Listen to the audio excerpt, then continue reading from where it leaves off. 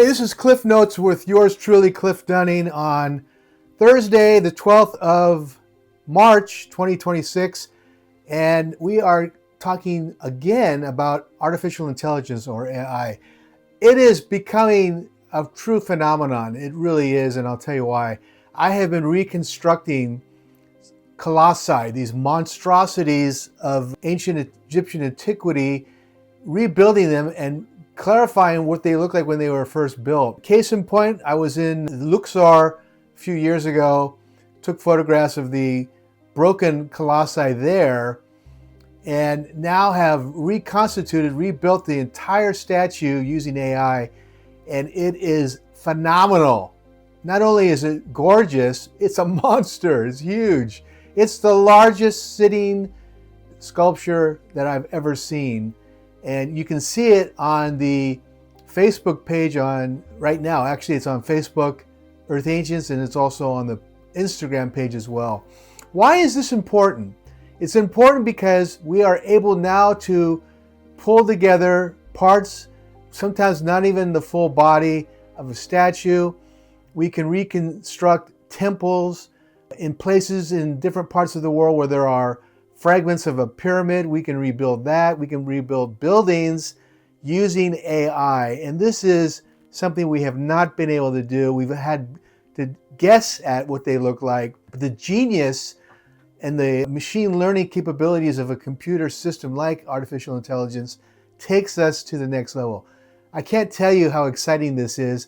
And I've been looking around. The archaeological community isn't really up to date yet. They're still working on unifying, and I don't know if it's in the universities yet. It doesn't look like it, but the exponential growth of artificial intelligence is something that anyone in any kind of scientific field needs to be working with, let alone the everyday folks like you and myself who are just kind of playing around with it. I use it every single day. I use it in my writing. I use it to reconstruct buildings.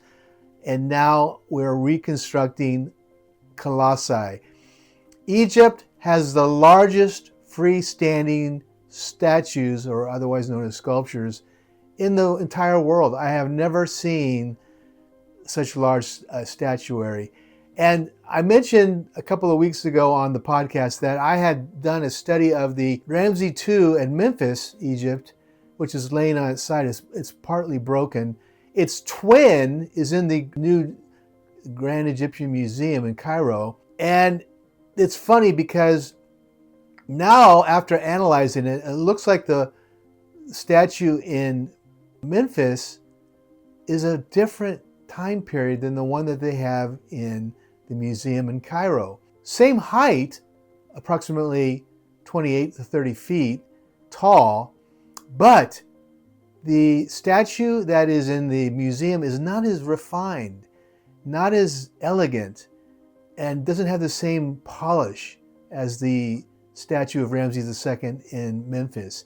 Now, I've analyzed using AI both of these sculptures. My initial feeling on the Memphis statue was that it was artificially created, a machine cut, which is what Chris Dunn, the engineer, believes that many of the Ramses sculptures were carved in.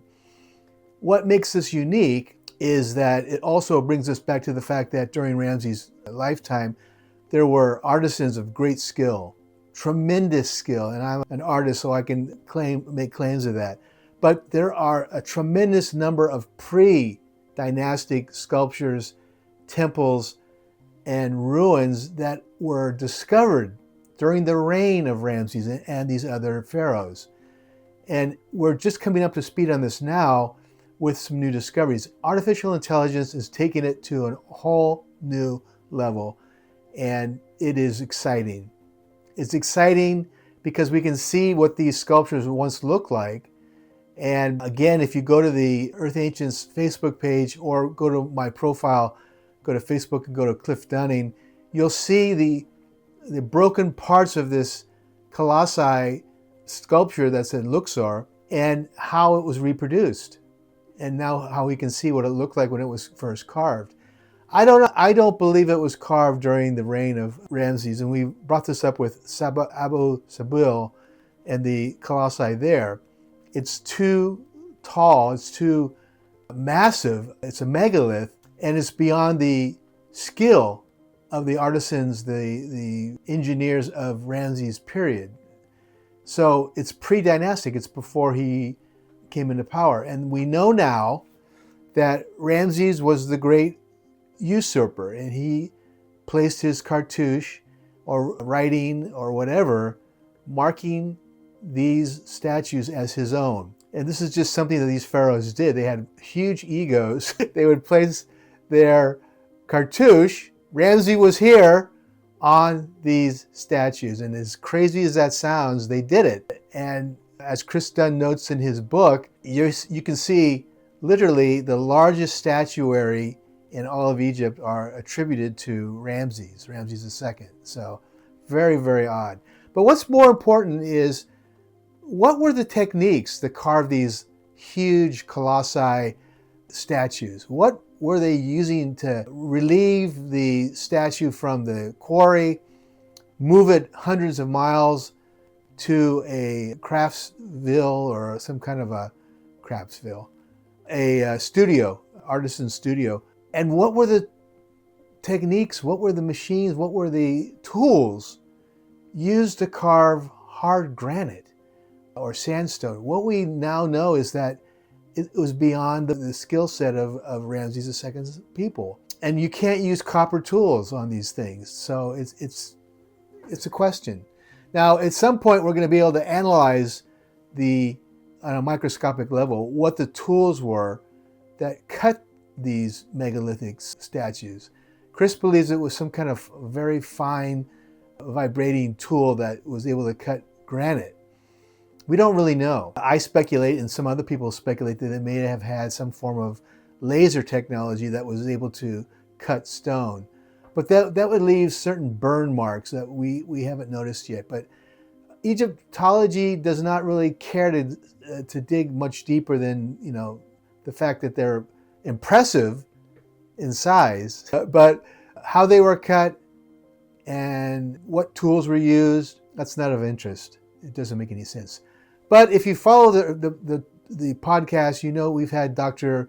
Cooney on, who now has written an entire book and has written a second book on the reuse of burial goods, tombs, sarcophagi, the jewelry that some of these mummies were wearing. It doesn't look really great for the pharaohs. It looks like they were reusing not just the clothing, but the jewelry, the actual encasing, the sarcophagus. And now it looks like many of these temples, including Karnak, Luxor, and many others, were found by the pharaohs and repurposed by them. And if you go to Hathor Temple in Dendera, you can see that there are many, many, many different layers of design, of construction. And you got to remember, the ceiling is made up of slabs of granite that are 50 tons each. How did they raise that 60, 70 feet up in the air to place on the roof? There's lots and lots of questions. So stay tuned for more. We'll keep it up. And, Cliff Notes is all about last minute and bits and pieces of information. Check out the graphics, and we'll see you next time. Thanks.